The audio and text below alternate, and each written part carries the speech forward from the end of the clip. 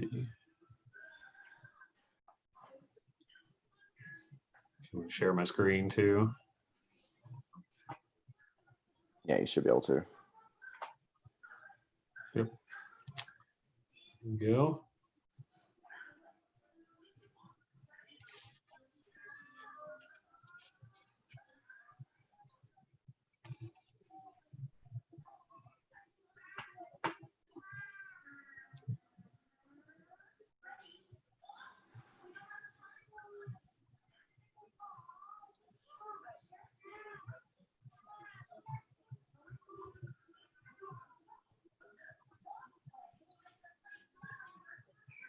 All right, so I think we're good to go. Good afternoon, everyone. Welcome to this Tuesday edition of Walking Through History. My name is Nick Angel, and with me as always is my good friend and brother Alan Sienestrang, and we are looking forward to our study today in the book of Leviticus. In this study, we have been tracing the narrative of Scripture from the beginning in Genesis up until this point in Leviticus. And while there is not a whole lot of narrative in Leviticus and some of the other sections, we still do want to give attention because there is one particular story here in Leviticus I think that has significant meaning to us and should carry a number of teaching points for us to talk about today. And we are looking forward to getting into that with you. We're going to be primarily in Leviticus 10 today. We're actually going to begin reading in chapter 9. I'm actually going to go back to chapter 8 and bring us up to speed on where we are at here in Leviticus chapter 10. Before I get into that, though, as I mentioned, Alan Sienestrang is with me today. Alan, how are we doing, sir? It's good to see you as always. Well, having a great day.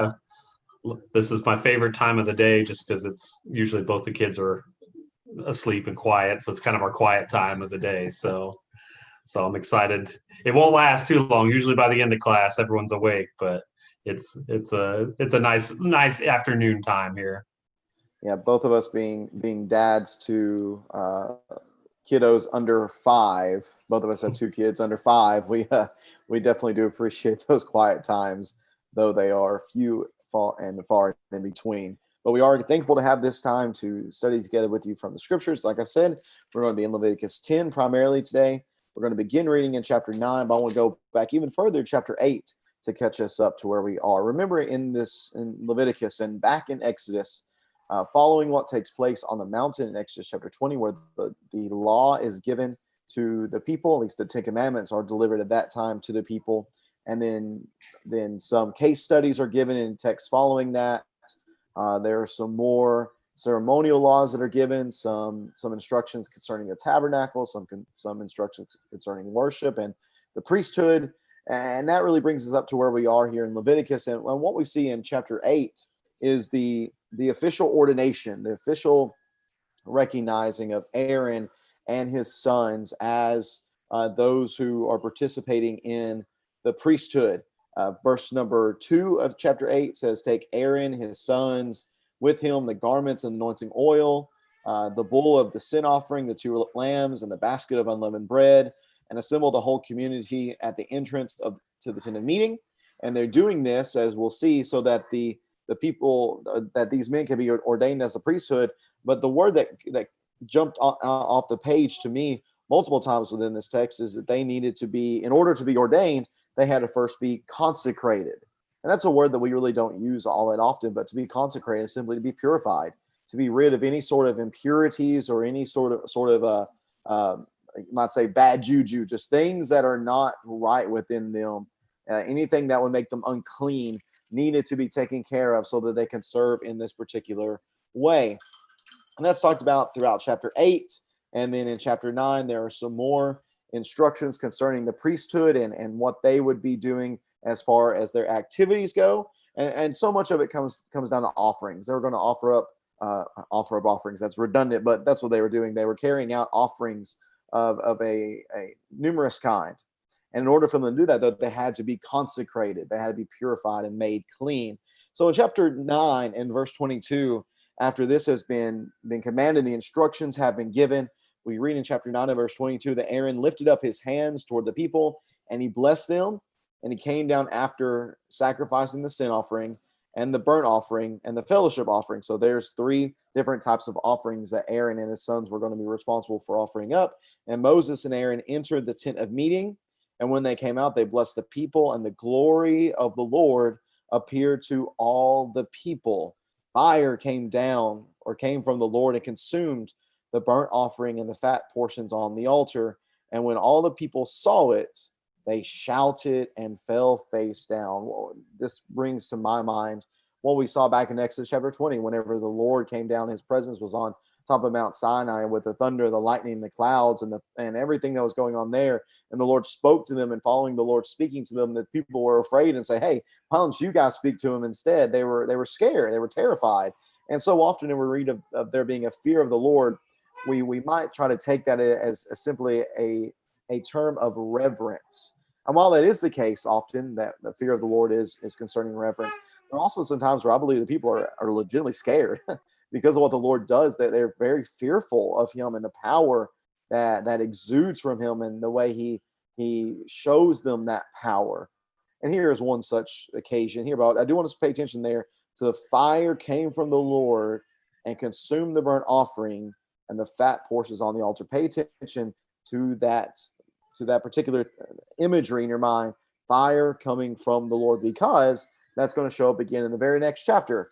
Now, I don't know if this necessarily, and we need to keep in mind again that just because chapter 10 comes after chapter 9 does not mean that they were congruent days, that one happens, say, on a Thursday and the next one happens on a Friday.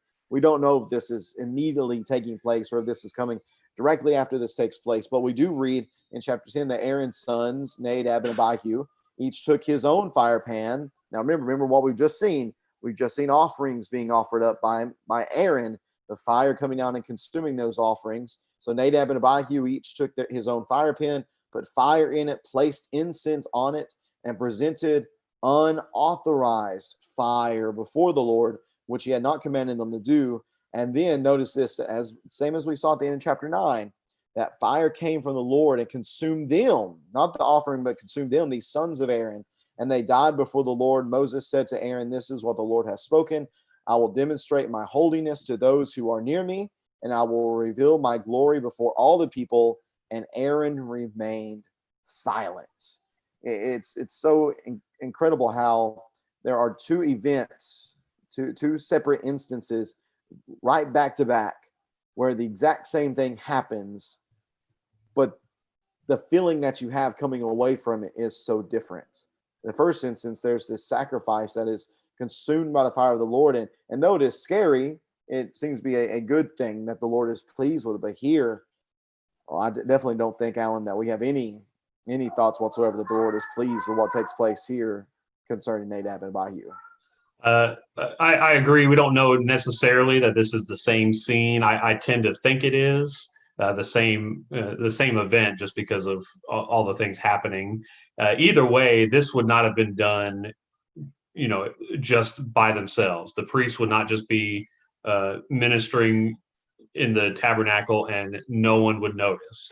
This was done, as the people were all around, they fell face down, they could see the sacrifice being burnt up by God. They would have been able to view all of this, and just imagine if this is one continuous scene, just the awesomeness, the glory, the great worship that was happening. This is a happy occasion. They're really kind of kickstarting this new law. It seems like this is kind of the first big, I assume it's kind of like the Day of Atonement right here, the first Day of Atonement that is being celebrated here.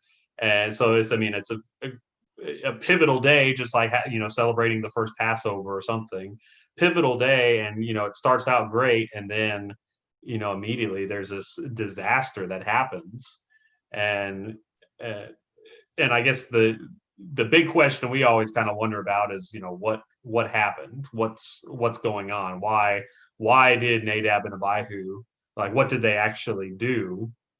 And there's a few little clues. You kind of have to do a little bit of research, but I think there are some clues both here and in some other texts we can look at that kind of give an idea. I think the first one is in verse 1. Aaron's sons Nadab and Abihu each took his own fire pan. So that's the first mistake. We can actually we read that it's really only Aaron that is supposed to be offering this incense and this sacrifice. Specifically, this sounds like they are actually. We'll see. We'll go to chapter 16 in a minute, but it looks like they actually are doing Aaron's job, which is really, I think, what the main issue is. They're doing something that only the high priest is supposed to do. They take their own fire pans. Well, Aaron is supposed to be the one. He takes his fire pan. It's not Nadab and Abihu's role to do that. They place fire in it. We're told earlier on that the fire is actually supposed to come, I believe, from the altar back in maybe later on. Yes, later on in chapter 16, it's the fire. There's a specific place that this fire is supposed to come from. So it seems like their fire that they use is from a different place. That's why it mentioned that it was strange or unauthorized fire. And the key is right at the end of chapter 1, which he had not commanded them to do. So these are the two oldest sons of Aaron. They've been well instructed as to what they should do, and clearly they're not doing it. And I mean, they pay the price for it. Their fire comes from the Lord, and the same fire that burns up the pleasing sacrifice also burns up the two men that brought an unauthorized sacrifice to them. So, and the whole point is, to demonstrate God's holiness here. He's what he says he wants done, and using things that are unholy or treating him in an unholy way will not be tolerated. Right. I think the tie-in that you mentioned with chapter 16 is something I never connected before at all before preparing for this particular study.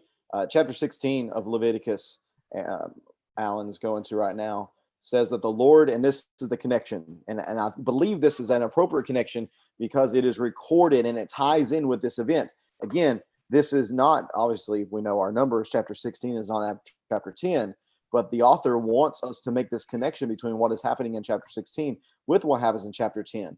That the Lord spoke to Moses after the death of the two of Aaron's sons, when they approached the presence of the Lord and died.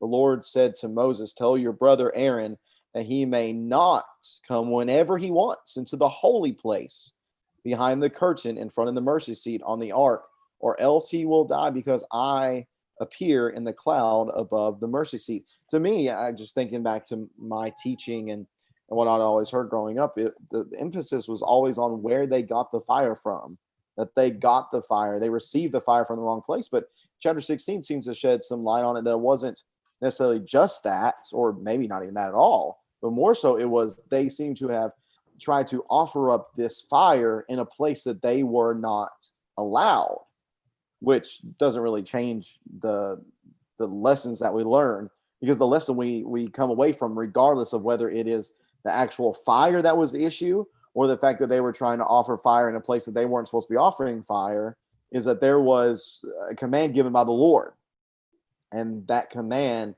had been transgression. And what you mentioned, Alan, is important here, because we do want to focus on holiness.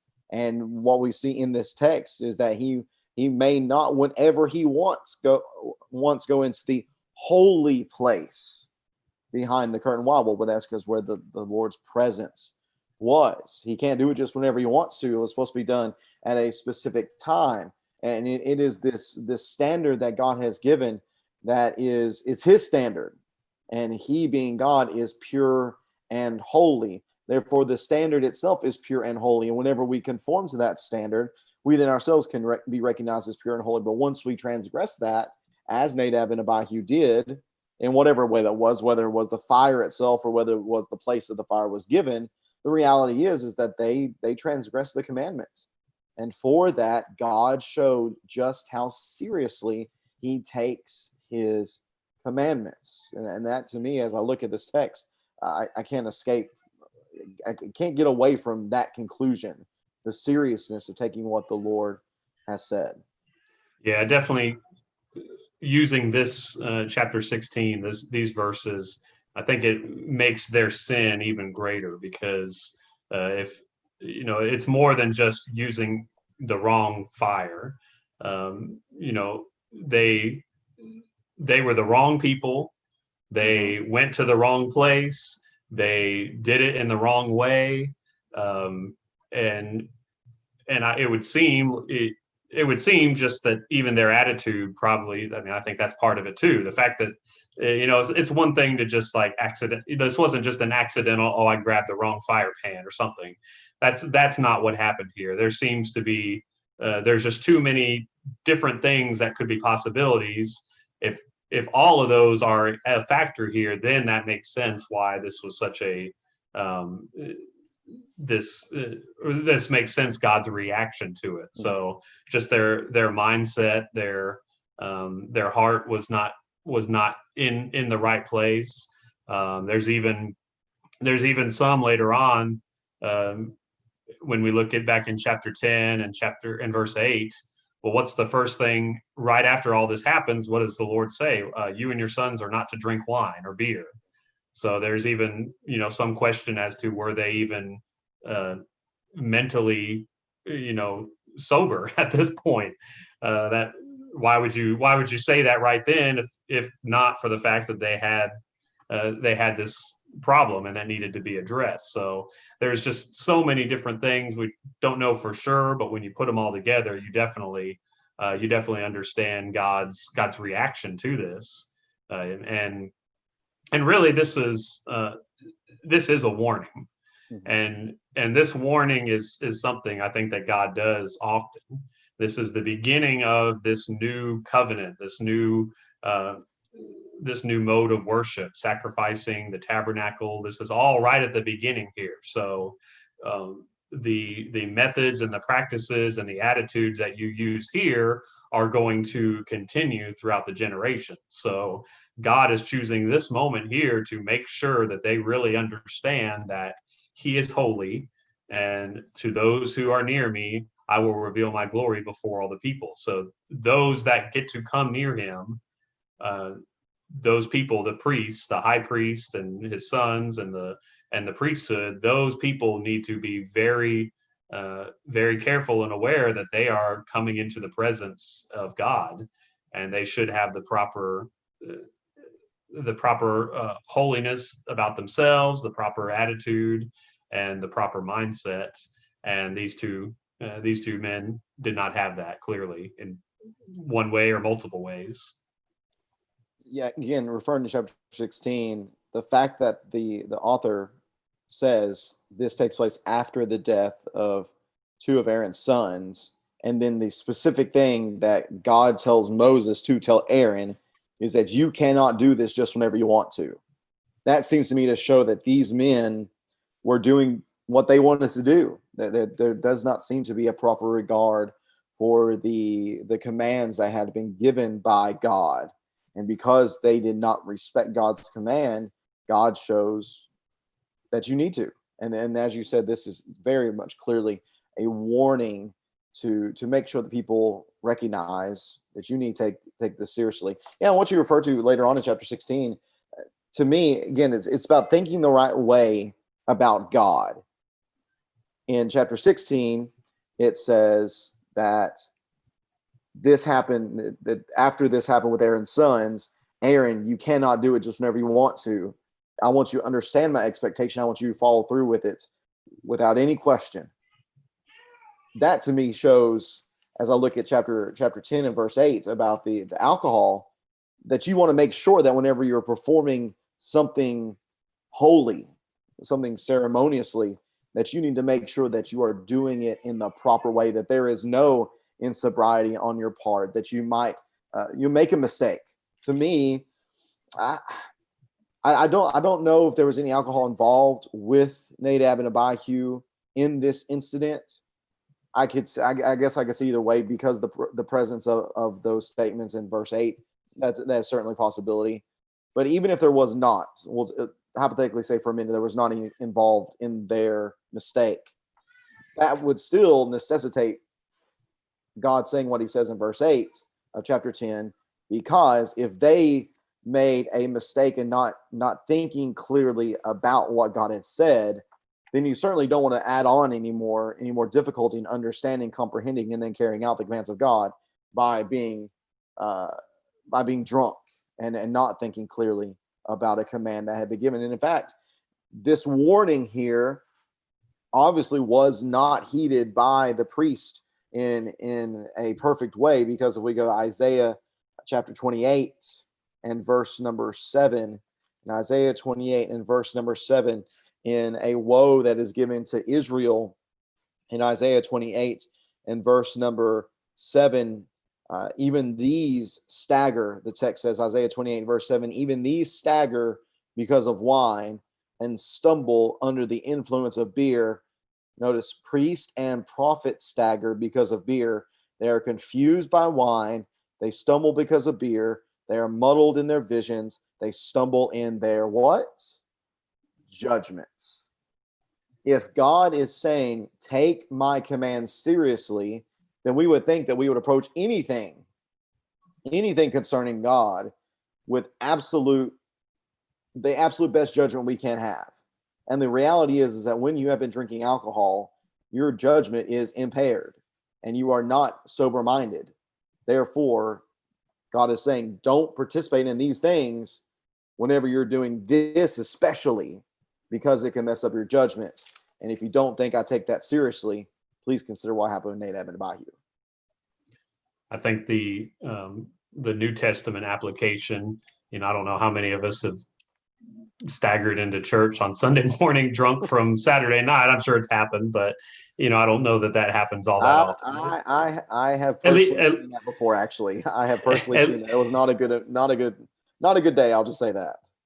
But I mean, how many of us have staggered in, 5 minutes late and haven't couldn't get fully dressed, or woke up 5 minutes ago or 10 minutes ago.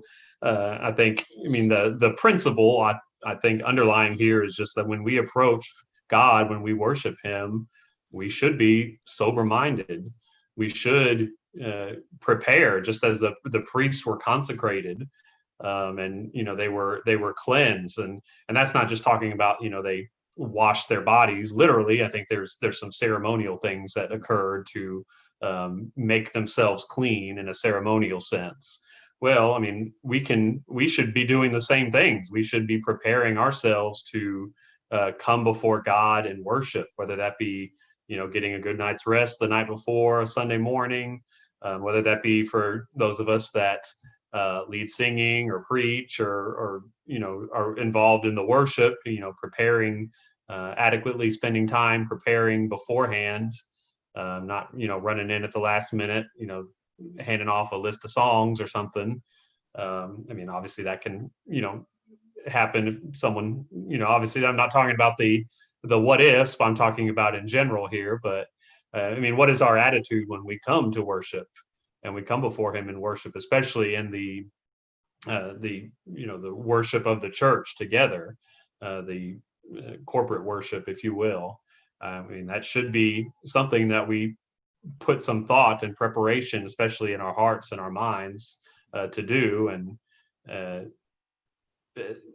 we see here, I don't know that God's going to strike us down, but that would be, if we have that same attitude, then that would be his, I think his desire to do that. That would be the first reaction, if not for his mercy, that he doesn't do that. So, and to think that this is exclusively old law stuff, think forward some of the other times that God has reached out in judgment in this way. I think of Uzzah, when he touches the ark, as they are bringing the ark and kind of establishing a new not a new covenant, but a new era of worship in Jerusalem. Well, he's struck down. Before him, Achan, as they are going into the new land, the promised land, and Achan takes the consecrated things from Jericho, the holy things that have been set apart, and he steals them against God's will. Well, he is he and his family are killed because of that. And even in the new covenant, what happens to Ananias and Sapphira right at the beginning of the church? Well, because they lied and tested the Holy Spirit, they are both struck down dead. So all of these, I think, they're warnings. I don't think. I mean, clearly we're told of one, so I'm sure at some point later on, maybe the priests, some other priests did this in some generation after this, and they weren't struck down dead. That's more God's mercy than anything. That's not, what God is doing here, and is setting a warning and setting an example. And that's not to say that Nadab and Abihu were innocent and they just had bad luck. I mean, they were just as guilty. But God is doing this at the beginning so that from that point forward, that mindset, that thought process of, hey, it is serious to come before God and do what we're doing and worshiping Him. We should have the right and proper heart, the right and proper mindset, the right and proper sobriety and judgment as we do that. Bring up a New Testament connection here, and whenever I think of sobriety, and I think just the issue of sobriety is an extremely important consideration for us as Christians, the fact that we are thinking properly through things concerning our faith. Whenever I think about sobriety and the Christian, the very first thing that comes to my mind is 1 Peter chapter 5, every single time. 1 Peter chapter 5, beginning of verse 6. Sobriety, being sober-minded, is mentioned here, and it is mentioned in connection with a great warning. So 1 Peter chapter 5 and verse 6, humble yourselves, therefore, under the mighty hand of God, so that He may exalt you at the proper time, casting all your cares on Him, because He cares for you. Be sober-minded, be alert. Your adversary, the devil, is prowling around like a roaring lion, seeking or looking for anyone he can devour. Resist him, firm in the faith, knowing that the same kind of sufferings are being experienced by your fellow believers throughout the world. I want to notice here that there's a couple of things that are mentioned. It's all built around the need to be sober-minded. Why do you need to be sober-minded? Well, you need to be sober-minded because sober-minded people are aware. What are they aware of? Well, they're aware of the dangers around them. What's the danger around us as disciples? Well, it is the evil one. It is the devil. It is the Satan, the adversary, who is against us and who is looking for an opportunity to devour us and to cause us to be condemned through unfaithfulness to God. Well, here in the context, what's something that can cause us to not be sober-minded? Well, it's the cares. It's the difficulties of the world, that those could cause us to not see life as we ought to see it. And instead of seeing the strength that is found in God, we begin to cower at the enormity of the difficulties that are in our lives. So here, the agent to bring about insobriety is not necessarily alcohol. It's cares, it's worries. They are the ones that cause us not to think clearly. Peter says, don't do that. If you have these issues, you need to cast those cares upon the Lord. He's going to hold you up and strengthen you and bear you up to be able to deal with those things. And this is needed so you can be sober-minded, so you can be on alert to see Satan reaching out for you and trying to cause you to stumble. So the issue of thinking clearly is so important. It's not just that. It's not just worries. Of course, it is alcohol. We talked about a very literal insobriety, but it could just be, like I said, the cares of the world. It could be desires of the world here. It could be pride. As you mentioned earlier, it could just simply be not taking things seriously. We don't take seriously the worship to God, which is why we stumble in and we're sitting in the pew or the seat or whatever, 30 seconds before church starts, we're scrambling to write down some songs to lead because we just haven't put any sort of preparation, any sort of consideration into it at all. All those things can lead to us not thinking clearly. And if we're not thinking clearly, our thoughts affect our actions. If we are not thinking clearly, then we should not expect to behave in a proper way, the proper way as we ought to be behaving. Verse 6 is, I think, very important. This idea of humbling yourself so that God will exalt you at the proper time.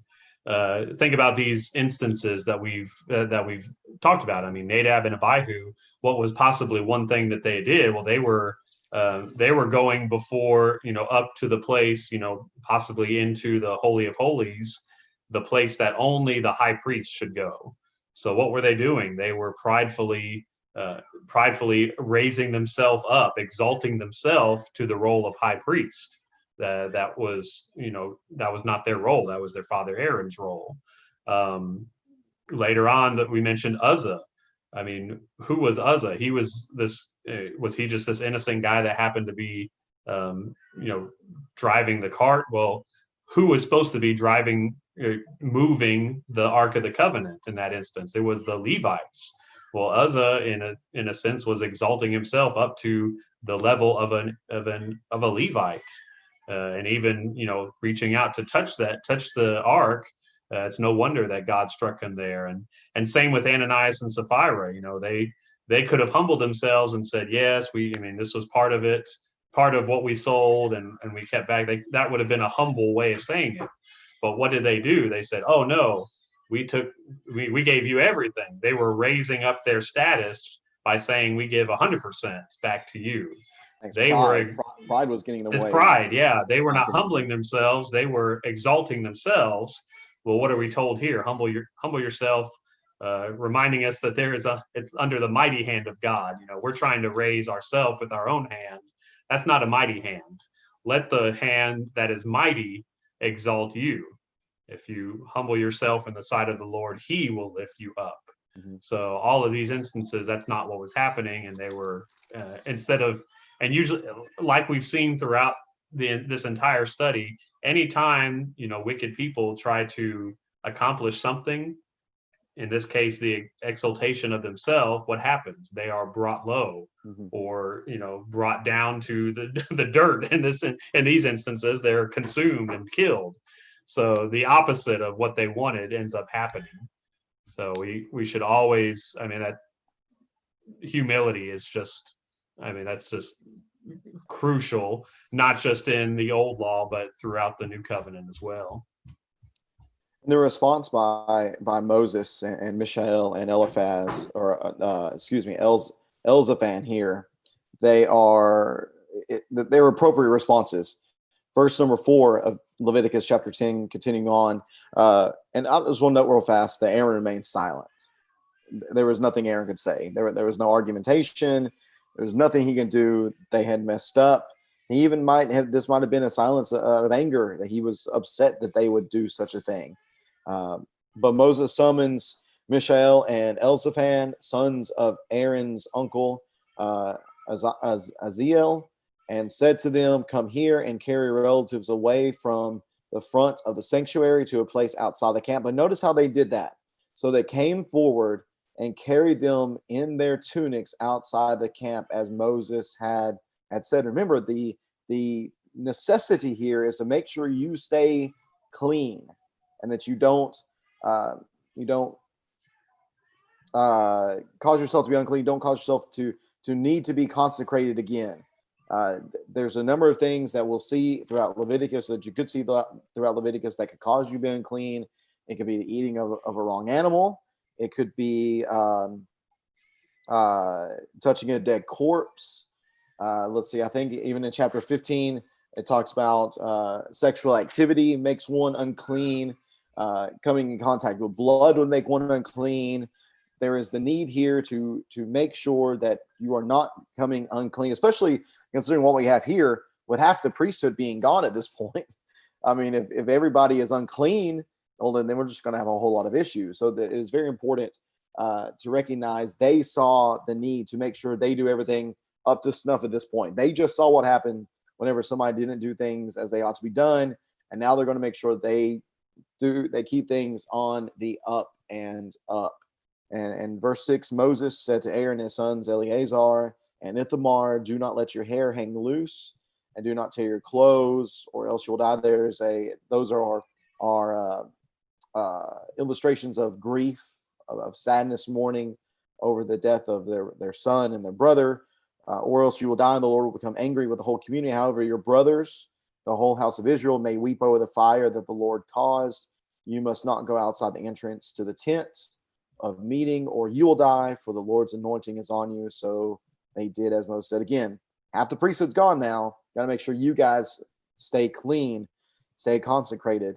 And what a difficult time this would be, certainly for Aaron and for these two remaining sons, to have Yeah, seen their sons and their brothers burned up in this way.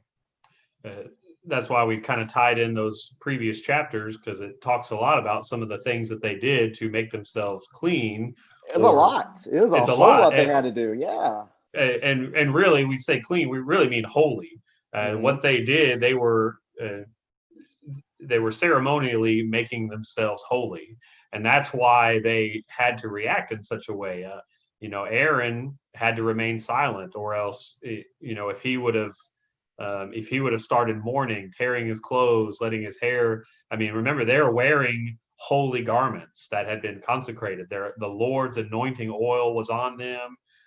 So and they were still in the middle of their duties inside of the tabernacle. So they weren't, the other brothers must not go outside the entrance. So they couldn't leave.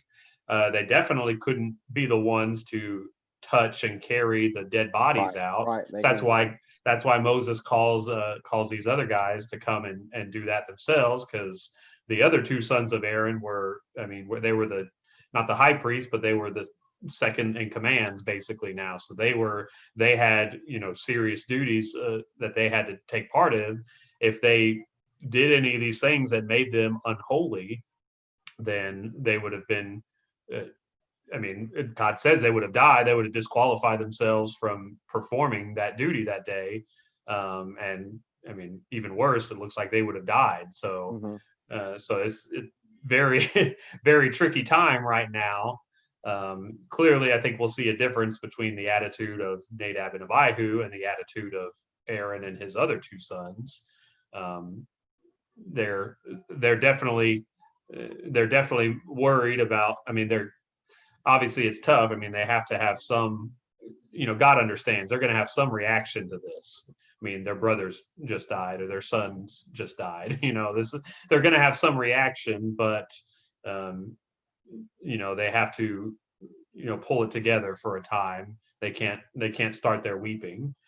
Israel can. The brothers, says the whole house of Israel may weep over the fire that the Lord caused, but they were not to do that just yet, because that would have made them ceremonially unable to perform what they were supposed to do. And just think about you mentioned how much they went through. I'm back in chapter 8 and verse 22. This might be one of the most well-known portions of the consecration process, the atoning process for the priesthood. Chapter 8, verse 22 of Leviticus says, "Next he presented the second ram, the ram of ordination, and Aaron and his sons laid their hands on the head of the ram. Moses slaughtered it, took some of its blood, and put it on Aaron's right earlobe, on the thumb of his right hand, and on the big toe of his right foot. And Moses also presented Aaron's sons and put some of the blood on their right earlobes, on the thumbs of their right hands, and on the big toes of their right feet." This is no just random process. This is not something easy to go through. Just thinking about that process of laying your hand on the head of a live animal, and then someone else, while your hand is on it, cutting its throat so that it bleeds out before you, and then you have the blood of the animal put on these different portions of your body, symbolizing the atonement and the ordination and the consecration and everything that's taking place at this point. Again, it was no simple task. It was something that was to be taken very seriously. And I would say that the Lord designed it that way. He designed this process to not be an easy process so that people would take it seriously, and they wouldn't just flippantly go about it. They wouldn't flippantly just live knowing that if they made mistakes, knowing that what those mistakes would then incur on their account and what needed to take place. Let's see here, Alan.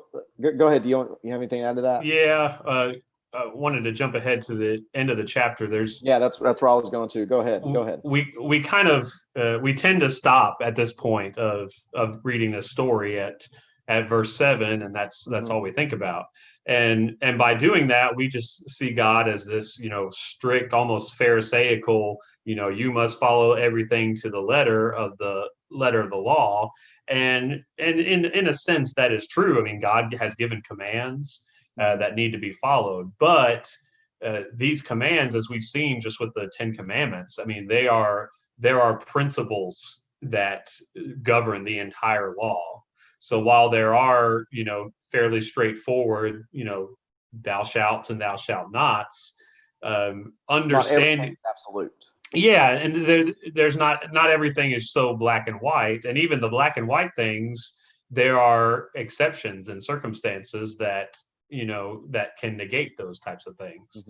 Um, Even like we mentioned, some of the Ten Commandments, there can be exceptions, like with the Sabbath. They were, think about the Pharisees during the days of Jesus. They were following the Sabbath to the T, but they had forgotten the principle of, this is for you.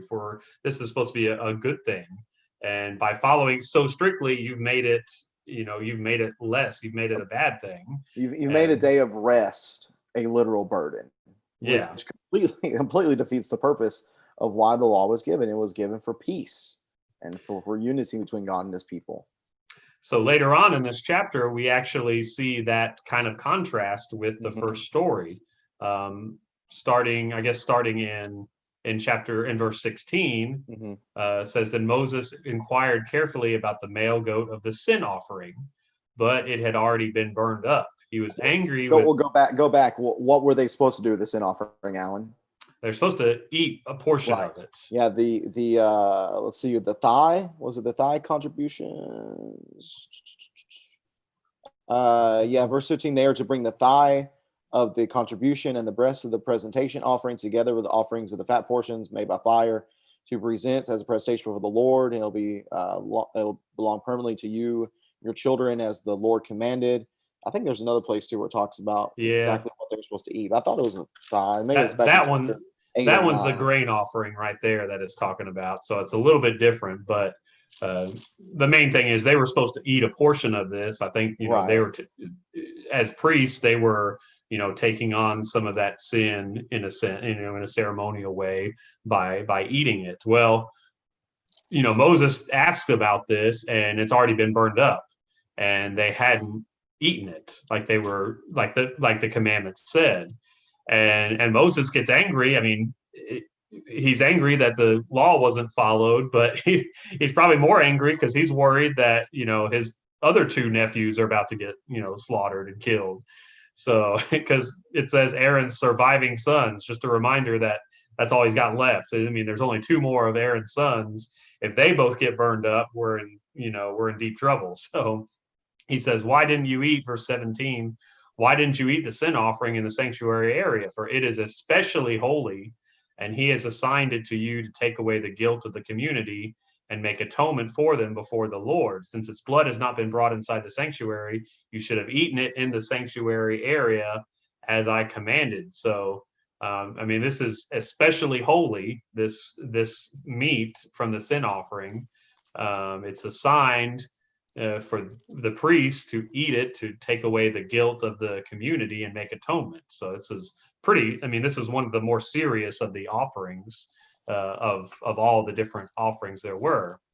And Aaron gives this reply: see, today they presented their sin offering and their burnt offering before the Lord. Since these things have happened, if I had eaten the sin offering today, would it have been acceptable in the Lord's sight? When Moses heard this, it was acceptable to him. Well, why wouldn't it have been acceptable for Aaron and his sons to eat that? Well, their mind, their heart was in a different place. Right. Even though, they hadn't broken any of the, consecration ritual laws, their heart was admittedly, and not anything to do with them. It was because of what they had seen earlier. So they were distracted. They were not in the right place, which is interesting because we don't think of the heart much with all these Old Testament laws. We just think of, do this, don't do that. Well, again, looking at the underlying principle, there should be a proper mindset, a proper heart that goes along with all of these commandments. Well, when Aaron realizes that he can't have that proper heart to eat that sacrifice, well, he I guess makes the executive decision to, skip that part and then just burn the whole thing up, which is what they were supposed to do with what was left over anyway. So he didn't, it's not like he saved it for later or anything. He just, he skipped over that portion that he couldn't do, basically. And clearly it's, we see, because it is accepted that Moses heard this, it was acceptable to him. Obviously the Lord didn't strike down Aaron for neglecting this and his two sons. So it's interesting, they actually neglect a portion of the law here, but because they did that with the proper heart and the proper reverence for God, they couldn't do this with a complete heart, with completeness of mind that they should have. So they don't do it. So it's just, clearly that's the idea. That's what God wants in his worship. That is acceptable here. So kind of an interesting contrast to the strictness on Nadab and Abihu. Going back to chapter 6 and verse 24 is whenever the instructions are given concerning the eating of the sin offering. The Lord spoke to Moses, "Tell Aaron and his sons, this is the law of the sin offering. The sin offering is most holy." So what you just referred to, the sin offering is most holy and must be slaughtered before the Lord at the place where the burnt offering is slaughtered. The priest who offers it as a sin offering will eat it. It is to be eaten in a holy place in the courtyard of the tent of meeting.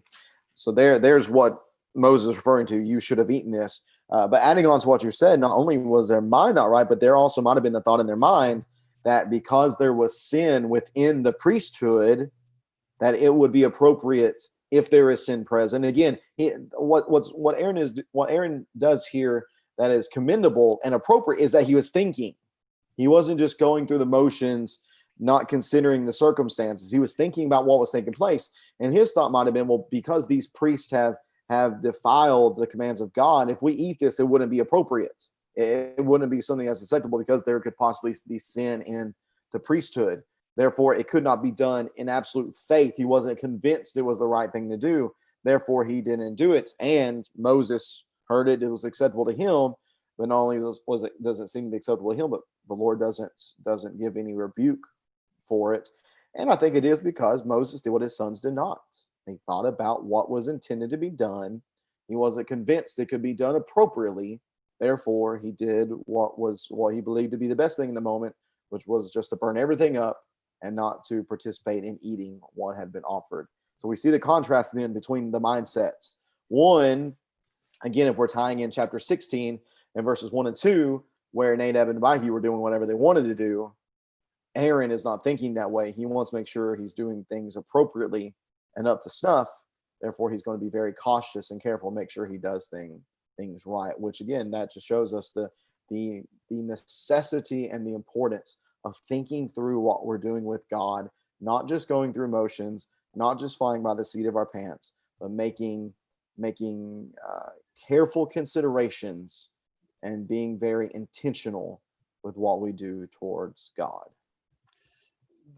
Again, we want to focus on the principles that are underlying here. Mostly, with the new covenant, we don't have as many of the ritual and the strict laws that they had back then. But we still, it's amazing as I read these Old Testament, Old Covenant laws, just how the underlying principles behind them really have come forward in the new covenant, and just something like this, just showing that it is completely about your mindset and how you're treating God. Are you treating him as holy or unholy?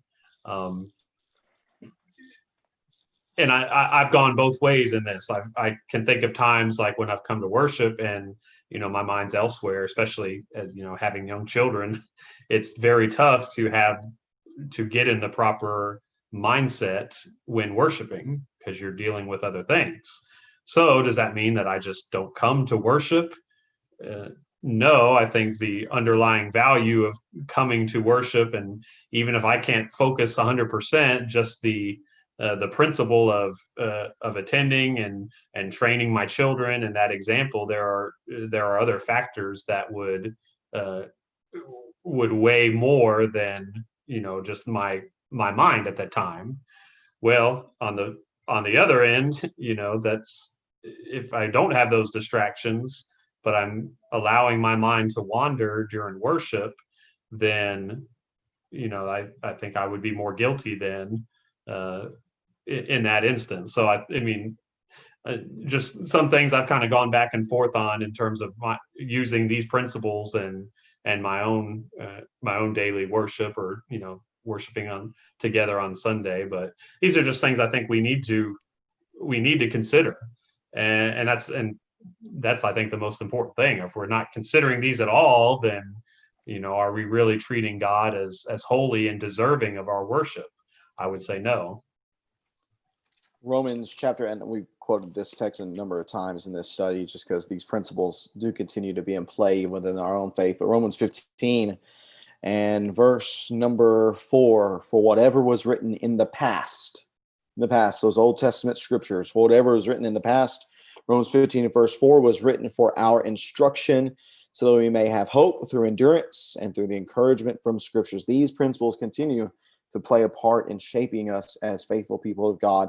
Before we finish up, one more principle I think that we could bring out from this text is there was a difference between the priesthood and the laity. You might say the common person at the time. If a common person had come up and grabbed an incense holder and had taken it into the holy place, I have no doubt that the same thing that happened to Nadab and Abihu would have happened to him, because there was a distinction between the priesthood and the laity, if you could say such a thing. One of the differences between that type of covenant with God, with those institutions, is that priesthood, it continues to exist today, but there isn't really the laity portion of the people of God. Today, we're all priests, and we all serve as high priests, we all serve as priests under our high priest of Jesus. So each of us, whereas it was only the priesthood that could enter the holy place, and the high priest that can enter the most holy place to be in the presence of God, each of us as priests now are able to enter not just the holy place, but the most holy place, because Jesus, as our high priest, has torn down the veil and has allowed us to be in the presence of God.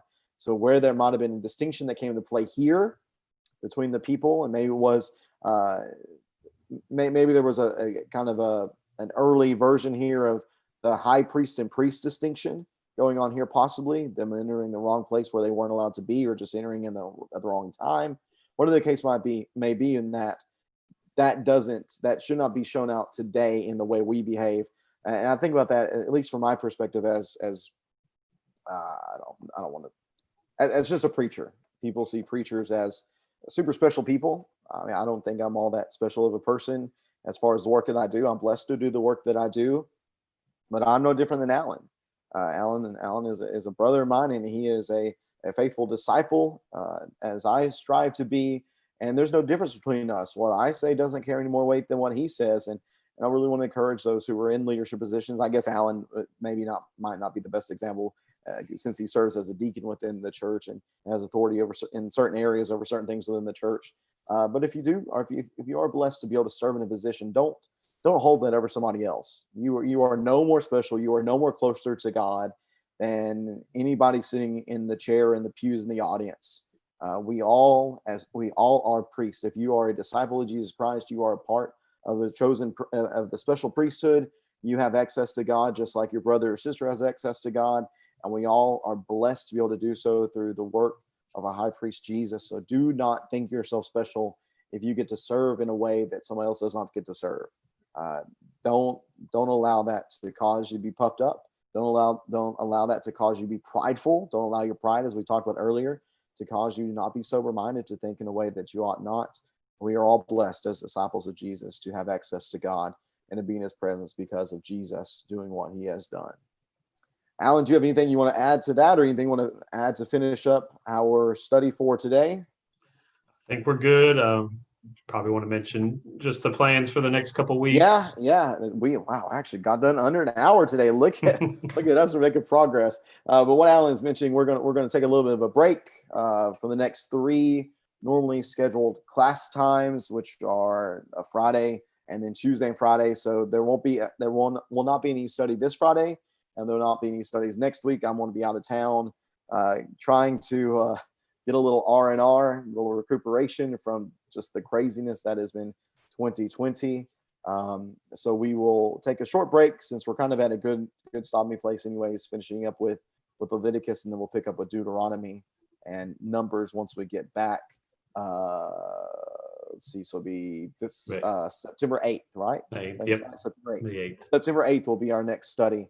So if you do not get a notification on Friday, don't worry. We're not supposed to be on. If you don't get anything next week, don't worry. We're not supposed to be on then either. We'll be back with you on September 8th, continuing our walk through history, the story of the Bible as is found within God's Word. So we do appreciate you being with us today. Thank you for your participation, whether you're watching this live or whether you're catching it later on. If you do have any questions or comments, please feel free to leave that in the comments section, and we'll get back to that as soon as possible. If you're in the Jackson area and you're looking for a church family to connect with, please feel free to reach out to us at the Pleasant Plains Church of Christ. We've been worshiping out in our parking lot on Sundays for the past few weeks. We'll continue doing that as long as need be. And if you would like to join us, we're doing that on Sunday mornings at 9 a.m. But if you cannot, we're still going to be streaming as best we can here on Facebook and give an effort on YouTube as well. If you do have any questions, comments, please feel free to reach out, and we will help out with those as best we can.